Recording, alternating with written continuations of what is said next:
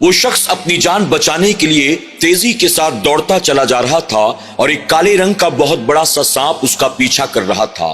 بھاگتے بھاگتے وہ شخص ایک پہاڑ کے قریب پہنچتا ہے۔ اس نے دیکھا پہاڑ کے نیچے ایک نورانی چہرے والے بزرگ موجود تھے جو دیکھنے میں بہت ہی زیادہ کمزور معلوم دیتے تھے۔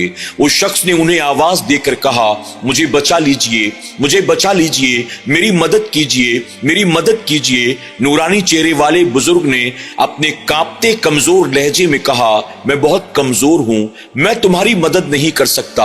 تم ایک کام کرو، تم پہاڑی کے اوپر چلے جاؤ، ہو سکتا ہے کہ وہاں کوئی ایسا موجود ہو جو تمہاری مدد کر سکے۔ وہ شخص جیسے ہی یہ سنتا ہے فوراً پہاڑ کے اوپر دوڑنا شروع کر دیتا ہے۔ جب دوڑتے دوڑتے وہ پہاڑ کی چوٹی پر پہنچتا ہے، چاروں طرف نظر دوڑا کر دیکھتا ہے، اسے کوئی بھی نظر نہیں آتا۔ پیچھے سے سانپ تیزی کے ساتھ اس کی طرف بڑھتا چلا آ رہا تھا۔ اب اس شخص نے جب پہاڑی کے نیچے جھانک کر دیکھا، اسے چاروں طرف آگ ہی آگ نظر آتی ہے۔ اسے کچھ بھی سمجھ میں نہیں آ رہا تھا، اب میں کروں تو کیا کروں، جاؤں تو کہاں جاؤں؟ ایک طرف یہ سانپ ہے اور دوسری طرف آگ ہی آگ ہے۔ ناظرین اکرام، آخر وہ شخص تھا کون؟ وہ سانپ اس کے پیچھے کیوں پڑا ہوا تھا؟ اور وہ نورانی چہرے والے بزرگ کون تھے جنہوں نے اس کی مدد کرنے سے انکار کر دیا؟ یہ پورا واقعہ کیا ہے، آئیے سنتے ہیں۔ فرمایا گیا کہ شہر بصرہ میں ایک شخص رہا کرتا تھا جو عادی شرابی تھا۔ اپنی زندگی کا ایک ایک لمحہ اللہ اور اس کے رسول کی نافرمانی اور گناہوں میں وہ گزار رہا تھا۔ ہر وقت وہ شراب کے نشے میں دھت رہتا۔ ایک مرتبہ شراب کے نشے میں وہ بصرہ کے بازار سے گزر رہا تھا۔ اس کی ایک نان بائی پر نظر پڑی۔ نان بائی کے پاس ایک روٹی موجود تھی اور دو لوگ اس ایک روٹی کے لیے آپس میں جھگڑا کر رہے تھے۔ اس نے سوچا کہ چلو قریب جا کر دیکھتے ہیں آخر سارا معاملہ کیا ہے۔ جب وہ نان بائی کے قریب جاتا ہے تو وہ دیکھتا ہے نان بائی کے پاس ایک روٹی موجود تھی اور اس ایک روٹی کی خاطر دو لوگ آپس میں کافی دیر سے جھگڑا کر رہے تھے۔ ان دونوں میں ایک غریب آدمی تھا اور ایک امیر آدمی تھا۔ غریب آدمی نے نان بائی سے روٹی خرید لی تھی، لیکن امیر آدمی جب آیا تو غریب آدمی کے ہاتھ سے لے کر نان بائی نے وہ روٹی امیر آدمی کے حوالے کر دی۔ غریب آدمی کہہ رہا تھا، میں نے تمہیں پہلے پیسے دیے، میں نے روٹی تم سے پہلے خریدی تھی۔ میرے گھر میں دو چھوٹی چھوٹی بیٹیاں ہیں، ہم 2 دن کے بھوکے ہیں۔ اگر یہ روٹی میں نے اپنی بیٹیوں کو نہ کھلائی تو میری بیٹیاں ہو سکتا ہے کہ بھوک کی وجہ سے یا تو بیمار ہو جائیں یا تو ان میں سے کسی کا انتقال ہو جائے۔ اس روٹی پر میرا حق ہے، یہ روٹی میں لے کر جاؤں گا۔ اور وہ امیر آدمی کہہ رہا تھا، روٹی کی جو قیمت ہے میں نے دگنا پیسے تمہیں دیے ہیں، یہ روٹی میں لے کر جاؤں گا۔ اور نان بائی بھی خوشی خوشی وہ روٹی اس امیر آدمی کو دینے کے لیے تیار تھا۔ اللہ اکبر۔ اس شرابی نے نان بائی کو سمجھاتے ہوئے کہا، یہ غریب آدمی روٹی کا زیادہ حقدار ہے کہ اس کے گھر میں اس کی بیٹیاں بھوکی ہیں، یہ روٹی اس کو دے دے۔ نان بائی کہتا ہے، میں اس امیر آدمی کو روٹی دوں گا کیونکہ اس نے مجھ کو دگنا قیمت دی ہے۔ اس شرابی نے اسے بار بار سمجھانے کی کوشش کی، لیکن جب وہ نہ مانا تو آخرکار شرابی نے اپنے جیب میں ہاتھ ڈالا اور 4 گنا قیمت نکال کر نان بائی کے ہاتھ پر رکھتے بھی کہا، روٹی کی جو قیمت ہے لے، میں تجھے 4 گنا پیسے دیتا ہوں، اب یہ روٹی تو اس غریب آدمی کے حوالے کر دے۔ آخرکار نان بائی نے امیر آدمی کے ہاتھ سے روٹی لی اور لے کر غریب آدمی کے حوالے کر دیا۔ غریب آدمی نے اس شرابی کا شکریہ ادا کیا۔ وہ غریب آدمی جب روٹی لے کر اپنے گھر کی طرف چل پڑا تو شرابی آگے بڑھ کر اس سے کہتا ہے، میرا ایک کام کر دینا، آج جب تمہاری بیٹیاں یہ روٹی کھانے لگے اپنی بیٹیوں سے بس اتنا کہہ دینا کہ وہ میرے حق میں اللہ کی بارگاہ میں دعا کر دیں کہ اللہ تبارک و تعالی میرے تمام تر گناہوں کو معاف فرما دے، اللہ مجھے جہنم کی آگ سے بچا لے، اللہ مجھے سچی توبہ کی توفیق عطا کر دے۔ غریب آدمی نے وعدہ کیا، میں اپنی بیٹیوں سے تمہارے حق میں ضرور دعا کراؤں گا۔ اس کے بعد روٹی لے کر خوشی خوشی وہ اپنے گھر کی طرف روانہ ہو گیا۔ اس کے بعد وہ شخص کہتا ہے، میں نے اپنی زندگی یوں ہی گناہوں اور برائیوں گلیوں میں گزارنی شروع کر دی۔ میں شراب پیتا رہا، اللہ کی نافرمانی کرتا رہا۔ ایک دن جب شراب کے نشے میں ایک راستے سے گزر رہا تھا، اچانک میری نظر ایک چھوٹی سی بچی پر پڑتی ہے۔ اس کے چہرے کو دیکھتے ہی مانو میرے دل کی دنیا میں ایک انقلاب پیدا ہو گیا۔ اچانک اللہ تبارک و تعالیٰ نے میرے دل میں گناہوں کے لیے نفرت پیدا کر دی اور میں نے اپنے آپ کو نیک بنانے کا پکا ارادہ کر لیا۔ میں نے طے کر لیا کہ آج کے بعد اپنے آپ کو ہر طرح کے گناہوں اور برائیوں سے میں بچانے کی کوشش کروں گا۔ اب میں نے شادی کر لی۔ شادی کے کچھ عرصے کے بعد اللہ رب العزت نے اولاد کی شکل میں مجھے ایک خوبصورت بیٹی عطا کی۔ میں نے حضور اکرم صلی اللہ علیہ وسلم کی نسبت کی بنیاد اپنی بیٹی کا نام فاطمہ رکھا۔ میں اپنی بیٹی سے بے پناہ محبت کرتا تھا، ہر وقت اپنی بیٹی کو اپنے گود میں اٹھائے رکھتا، اپنے کاندھے پر لیے لیے اسے گھماتا پھراتا۔ میری بیٹی اب میرا چین و سکون و قرار بن چکی تھی۔ میری بیٹی دھیرے دھیرے پروان چڑھ رہی تھی۔ میں تمام تر گناہوں اور برائیوں سے توبہ کر چکا تھا، لیکن عادی شرابی تھا۔ کبھی کبھی میں شراب پی لیا کرتا تھا۔ جب میری بچی کی عمر 5 سال کی تھی، میری بیٹی میری گود میں بیٹھی ہوئی تھی اور میں اپنی خاطر شراب کا پیالہ تیار کر رہا تھا۔ وہ شخص کہتا ہے کہ میں نے شراب کے پیالے کو اٹھایا، ان قریب تھا کہ اپنے ہونٹوں سے لگاتا اور شراب کے گھونٹ کو حلق کے نیچے اتارتا۔ میری بیٹی نے زوردار ہاتھ شراب کے پیالے پر مارا، یہاں تک کہ شراب میرے کپڑوں پر گری اور پیالہ زمین پر گر کر ٹوٹ گیا۔ وہ شخص کہتا ہے کہ بیٹی کی اس حرکت پر مجھے بہت غصہ آیا، لیکن میں نے اپنے آپ پر کنٹرول کیا اور میں نے سوچا کہ اگر میری بیٹی کی جگہ کوئی اور ہوتا تو میں اسے ضرور اس کا جواب دیتا، لیکن چونکہ میں اپنی بیٹی سے بے پناہ محبت کرتا تھا، اس لیے میں نے اپنی بیٹی کو اف تک نہ کہا، بلکہ اپنے کپڑوں کو میں نے صاف کیا، زمین پر گری ہوئی شراب کو میں نے صاف کیا اور اس دن کے بعد میں نے یہ ارادہ کر لیا اپنی بیٹی کے سامنے اب میں شراب نہیں پیوں گا۔ وقت گزرتا رہا۔ وہ کہتا ہے کہ ایک وقت ایسا بھی آیا، میری بیٹی اچانک بہت زیادہ بیمار ہو گئی۔ میں نے اپنی بیٹی کا علاج کرانے کی بہت کوشش کی، اس کے باوجود میری بیٹی زندگی کی بازی ہار گئی، میں اسے بچا نہ سکا، میری بیٹی کا انتقال ہو گیا۔ وہ شخص کہتا ہے کہ بیٹی کے انتقال کے بعد میری دنیا اجڑ سی گئی، میرا چین سکون سب کچھ غارت ہو چکا تھا۔ اس وقت میں نے پھر سے شراب پینی شروع کر دی اور جیسے پہلے شراب پیتا تھا اسی طرح میں نے دوبارہ شراب کی عادت بنا لی، ہر وقت شراب کے نشے میں دھت رہتا تھا۔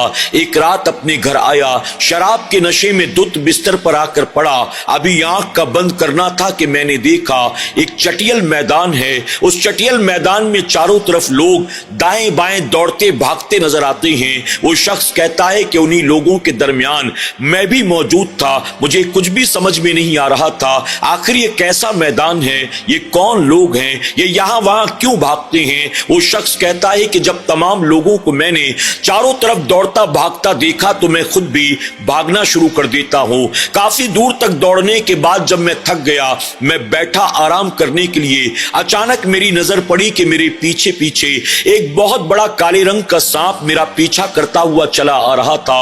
ان قریب تھا کہ وہ سانپ مجھے آ کر ڈس لیتا، میں پھر وہاں سے اٹھ کر دوڑنا شروع کر دیتا ہوں۔